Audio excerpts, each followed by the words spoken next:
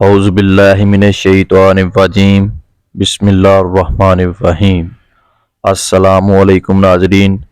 رمضان ایک ایسا بابرکت اور رحمت و برا مہینہ ہے کہ جس میں فرض کا ثواب 70 گنا اور نفل کا ثواب فرض کے برابر کر دیا جاتا ہے، لیکن ایسے بابرکت مہینے میں بھی کچھ بدقسمت ہوتے ہیں جو کہ روزہ رکھ کر صرف بھوک اور پیاس کو حاصل کرتے ہیں۔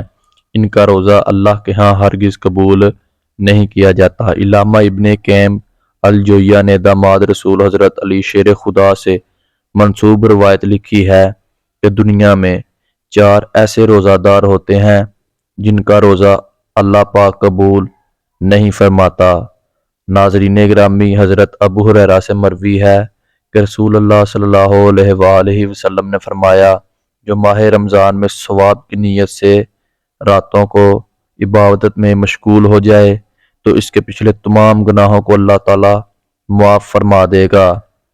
یہاں ثواب کی امید رکھنے کا مطلب یہ ہے عبادت اور صرف اللہ کی رضا کو حاصل کرنے کے لیے کی جائے۔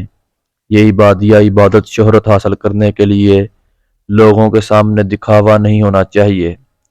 قرآن پاک کو اللہ پاک نے رمضان میں نازل فرمایا، اس لیے مسلمان رمضان میں قرآن پاک کی زیادہ سے زیادہ تلاوت کرتے ہیں۔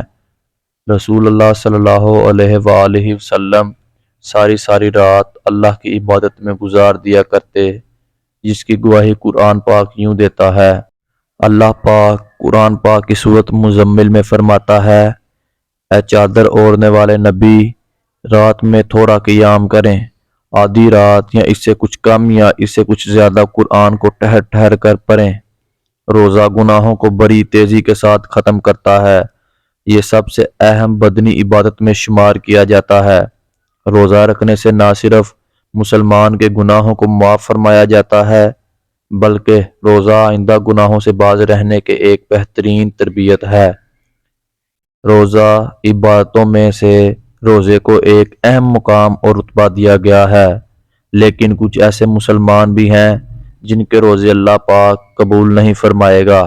حضرت علی شیر خدا سے کسی نے دریافت کیا کہ اے امیر المومنین، کیا کوئی ایسے مسلمان بھی ہیں جن کے روزے قبول نہیں کیے جائیں گے؟ حضرت سیدنا علی مرتضیٰ شیر خدا رضی اللہ تعالیٰ عنہ نے فرمایا، ہاں، 4 ایسے مسلمان ہیں جن کے روزے قبول نہیں ہوں گے۔ ایسے لوگوں کا روزہ رکھ کر سارا دن بھوک اور پیاس کو برداشت کرنے کا کوئی فائدہ نہیں۔ بروز قیامت ایسے 4 لوگوں کے روزے ان کے منہ پر مارے جائیں گے۔ پوچھا گیا، اے علی، وہ کون سے 4 لوگ ہیں؟ حضرت سیدنا علی مرتضیٰ شیر خدا رضی اللہ تعالیٰ عنہ نے فرمایا، نمبر 1، اپنے شوہر کی نافرمان بیوی کا روزہ قبول نہیں کیا جاتا جب تک کہ وہ سچے دل کے ساتھ توبہ نہ کرے۔ پیارے دوستو، حضرت علی شیر خدا کو اللہ پاک نے بے شمار علم سے نوازا۔ یہی وجہ ہے کہ رسول اللہ صلی اللہ علیہ وآلہ وسلم نے فرمایا، میں علم کا شہر ہوں اور علی اس کا دروازہ۔ چنانچہ حضرت علی نے فرمایا کہ جس عورت کا خاوند اس سے ناراض ہو تو اس عورت کا روزہ قبول نہ ہوگا۔ سارا دن بھوک اور پیاس کے علاوہ اس کو کچھ حاصل نہیں ہوگا۔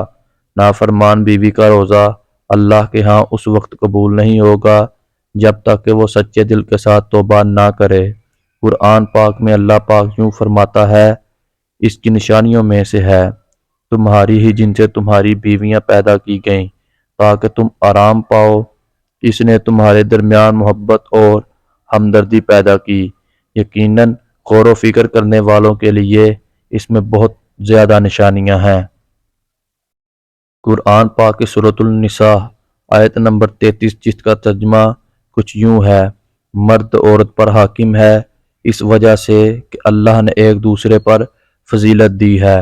اس وجہ سے مردوں نے مال خرچ کیے، نیک فرما بردار عورتیں خاوند کی غیر موجودگی میں حفاظت الہی نگہداشت رکھنے والی ہیں، اور جن عورتوں کی نافرمانی اور بد دماغی کا تم کو خوف ہو انہیں نصیحت کرو اور ان کو الگ بستر پر چھوڑ دو، اگر وہ باز آئیں تو پھر ان کو مار کی سزا دو، اگر وہ تابع دار رہیں تو ان پر راستہ تلاش نہ کرو، بے شک اللہ تعالیٰ بڑی بلند اور بلائی والا ہے۔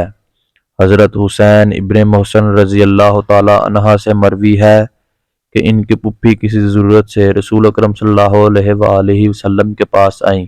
جب وہ واپس جانے لگیں تو رسول اللہ صلی اللہ علیہ وآلہ وسلم نے پوچھا، تمہارے شوہر کے ساتھ سلوک کیسا ہے؟ انہوں نے جواب دیتے ہوئے کہا، میں اپنے شوہر کی ہر ضروریات کو پورا کرتی ہوں، اپنی طرف سے تو کوئی شکایت کا موقع نہیں دیتی۔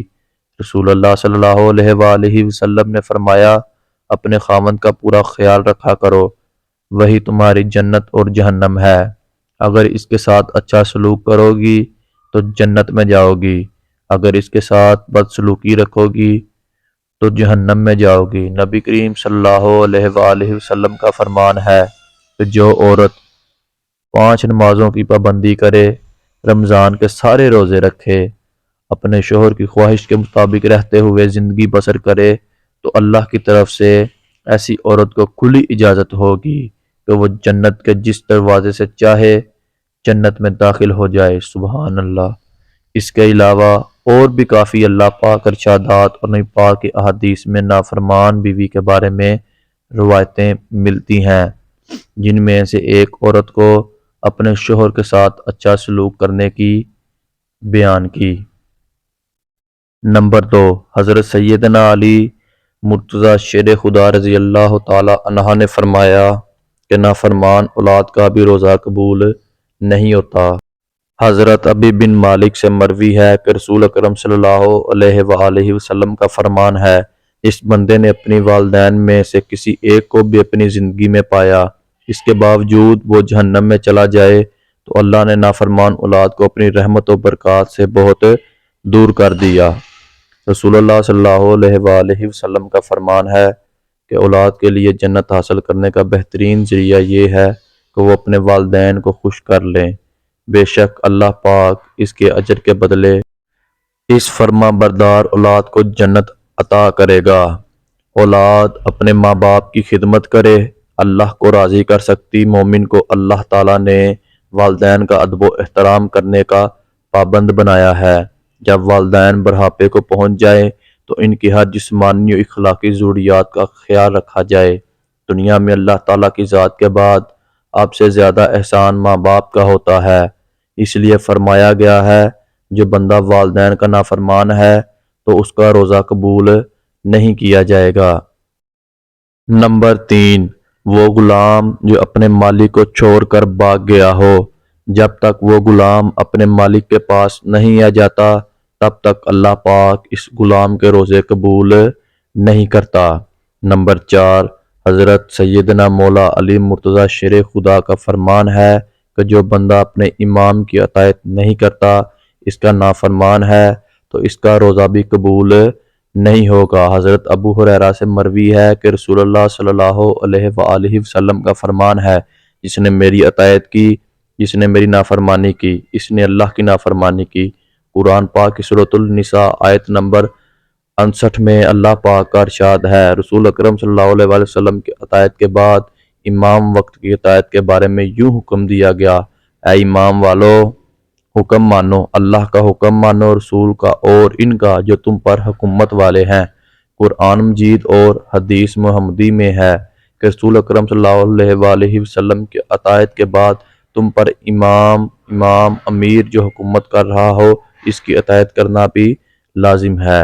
حدیث مبارکہ کے آخری حصے میں یوں بیان کیا گیا ہے، جس نے اپنے امیر کی اطاعت کی، اس نے رسول اکرم صلی اللہ علیہ وآلہ وسلم کی اطاعت کی، جس نے امیر کی نافرمانی کی، اس نے میری نافرمانی کی۔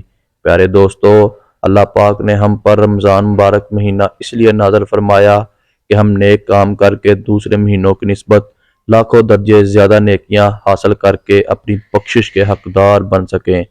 پیارے بھائیو، ہم کو اپنے آپ پر غور کرنا چاہیے کہ ہم میں سے کتنے لوگوں میں یہ 4 باتیں پائی جاتی ہیں۔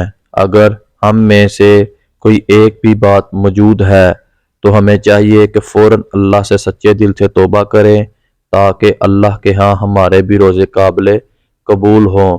اللہ سے دعا ہے کہ وہ ہمیں ان 4 برائیوں سے بچنے کی توفیق عطا فرمائے۔ آمین آمین ثم آمین، اور روزے رکھنے کی بھی توفیق عطا فرمائے۔ اسی طرح کی مزید ویڈیو دیکھنے کے لیے ہمارے چینل کو سبسکرائب ضرور کریں۔ شکریہ۔